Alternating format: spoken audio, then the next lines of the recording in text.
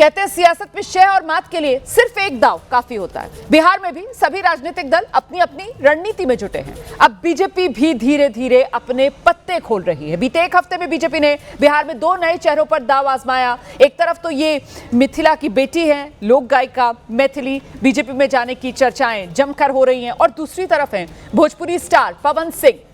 घर वापसी करा के बीजेपी ने विरोधियों को मुश्किल में डालने का दांव चल दिया है पवन सिंह के जरिए।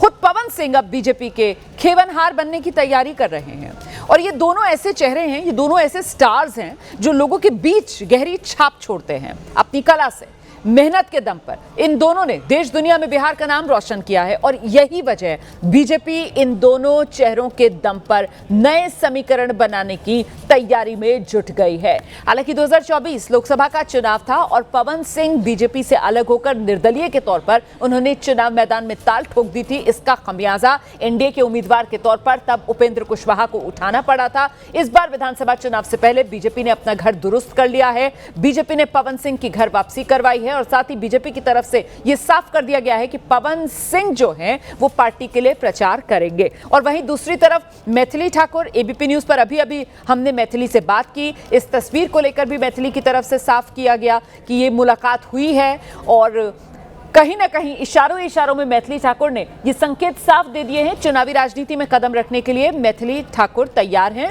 बिहार विधानसभा 2025 चुनाव में मैथिली बीजेपी की उम्मीदवार होंगी, और बहुत मुमकिन है जो बेनीपट्टी सीट है वहीं से बीजेपी मैथिली को उम्मीदवार बनाए।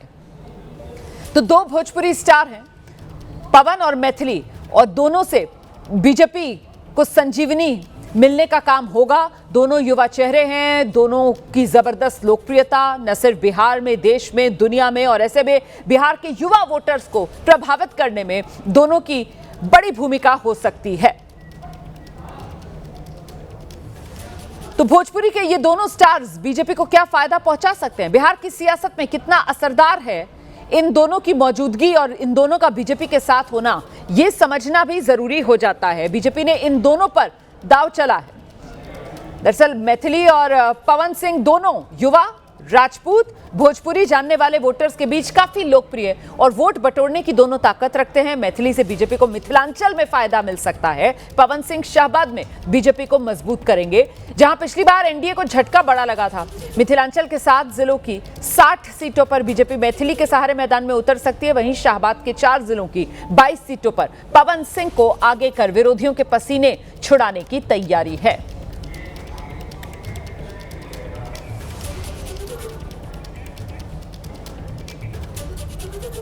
तो एक तरफ तो बिहार में बीजेपी के 2 स्टार्स की हम बात कर रहे हैं, उनकी सियासी ताकत की चर्चा कर रहे हैं। वहीं उनमें से एक भोजपुरी स्टार इस वक्त विवादों में है।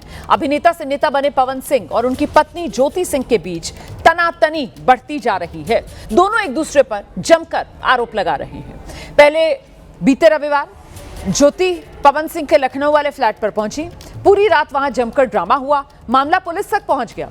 ज्योति सोशल मीडिया पर लाइव आ गई, फूट फूट कर रोने लगी। बोली, पवन ने पुलिस थाने में एफआईआर करवा दी है, मुझे लेने के लिए पुलिस आ गई है, मैं तो इतना परेशान हो चुकी हूँ, जहर खाकर मैं मर जाऊंगी, ऐसे इस घर से नहीं जाऊंगी, यहाँ से मेरी अर्थी उठेगी। इस तरीके की बातें वो लाइव में कर रही थी। हंगामा बढ़ा तो पवन सिंह ने ज्योति सिंह को फिर जवाब दिया है। सोशल मीडिया पर अब सफाई दी है पवन सिंह ने। ज्योति सिंह के आरोपों पर पलटवार पवन सिंह की तरफ से किया गया है। पवन सिंह के लखनऊ स्थित घर पर ज्योति पहुंच गई थी। ज्योति सिंह ने वीडियो सोशल मीडिया पर शेयर किया, और वीडियो में वो रोती हुई नजर आई थी, जिस पर पवन सिंह ने अब जवाब दिया है। ज्योति के लखनऊ आने से लेकर बवाल करने तक पवन सिंह अभी तक तो चुप्पी साधे हुए थे, लेकिन अब ज्योति के आरोपों पर 48 घंटे गुजर जाने के बाद सोशल मीडिया पर पोस्ट कर पवन सिंह ने अपनी सफाई रखी है। पवन सिंह कह रहे हैं, मैं अपने जीवन में एक ही बात जानता हूं कि जनता मेरे लिए भगवान है। क्या मैं आप सबकी जनभावना को ठेस पहुंचाऊंगा, जिनकी बदौलत मैं यहां तक पहुंचा? उन्होंने ज्योति से सवाल पूछा, क्या यह सच नहीं है कि कल सुबह आप मेरी सोसाइटी में आई तो मैंने ससम्मान आपको अपने घर पे बुलाया? करीब 1.5 घंटे तक हमारी बातचीत हुई। पवन सिंह ने ज्योति सिंह को जवाब देते हुए आगे लिखा, आपके द्वारा बस एक ही रट कि मुझे चुनाव लड़वाइए, कैसे भी लड़वाइए, ये मेरे बस की बात नहीं है। आखिर में पवन सिंह ने ज्योति को पुलिस से रोकने वाले आरोप का भी जवाब दिया और लिखा, समाज में भ्रम फैलाया गया कि मैंने पुलिस बुलाई, जबकि सच्चाई तो यह है कि पुलिस तो सुबह से वहां मौजूद थी। इसलिए मौजूद थी ताकि जो भी हो उनकी उपस्थिति में हो, कहीं भी आपके साथ आए लोगों द्वारा या किसी और के द्वारा कोई अनहोनी ना हो जाए। इसीलिए पुलिस तो पहले से ही सुबह से ही वहां पर मौजूद थी।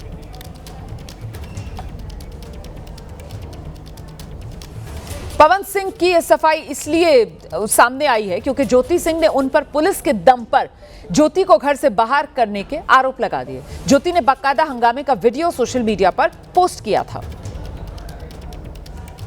उनकी पत्नी है और उनकी पत्नी बन के हम यहाँ पे आए थे और देख लीजिए ये लोग हमको लेने आए हैं और अब हम थाने में जा रहे हैं। अब आप लोग फैसला करेंगे, आप जनता हैं, आप लोग फैसला करेंगे कि हमें न्याय कैसे मिलेगा। हम अपने पति के घर आए हैं, इस बात पे FIR हो रहा है भैया हम पे।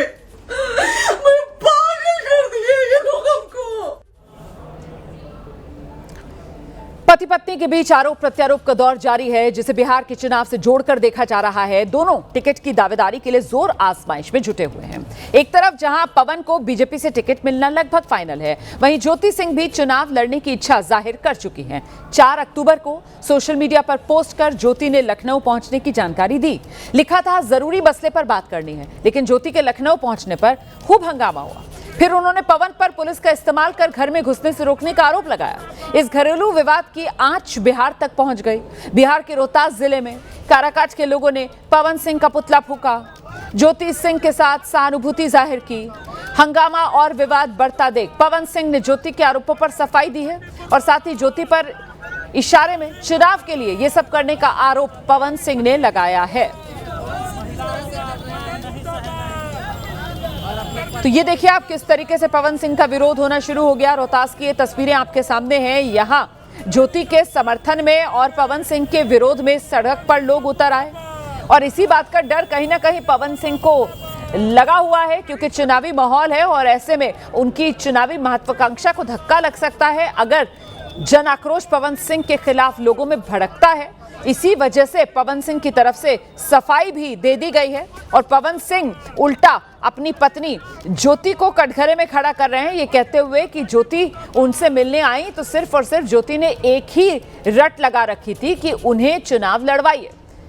अच्छा देखिए, ये जो मामला है, दोनों की लड़ाई, ये पारिवारिक विवाद है या ये शुद्ध सियासत है? अब इसको लेकर सवाल बड़ा होता जा रहा है और वो सवाल इसलिए बड़ा हो रहा है क्योंकि खुद पवन सिंह ही कह रहे हैं कि साहब ज्योति तो चुनाव लड़वाने की रट लगाए हुए थी, तो क्या चुनाव के टिकट के लिए दोनों के बीच एक खींचतान चल रही है? बिहार चुनाव नजदीक आते ही ये विवाद तूल क्यों पकड़ आया? पवन के घर पर हंगामा करने का मकसद क्या सियासी था? क्या वाकई चुनाव के चक्कर में दोनों के बीच ये झगड़ा हुआ? पवन को घेर कर काराकाट में सहानुभूति चाहती हैं क्या ज्योति? ये सवाल है। पवन के बीजेपी में आते ही ज्योति सिंह अचानक सक्रिय क्यों हो गई? पवन से विवाद को तूल देकर क्या टिकट पाना है ज्योति की मंशा?